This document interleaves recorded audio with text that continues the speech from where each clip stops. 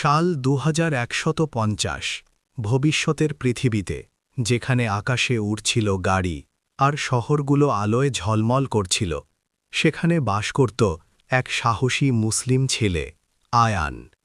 আয়ান ছিল সাধারণ, কিন্তু তার হৃদয় ছিল ঈমান আর সত্যের আলোতে ভরা।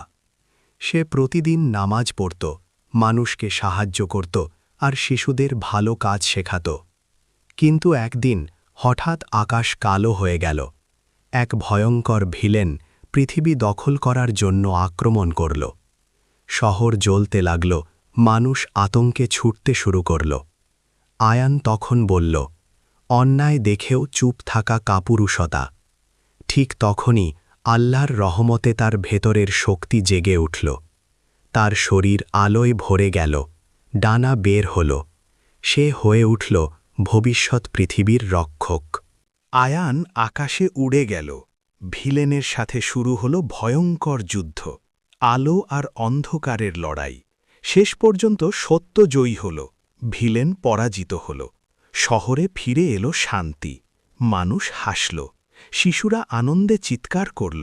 কিন্তু আয়ান গর্ব করল না। সে আবার মসজিদে ফিরে গেল।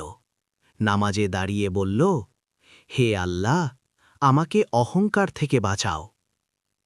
বন্ধুরা, মনে রেখো, আসল সুপার পাওয়ার হল ঈমান, সত্য আর ভালো কাজ। এই শক্তি থাকলে তুমিও একদিন হিরো হতে পারবে।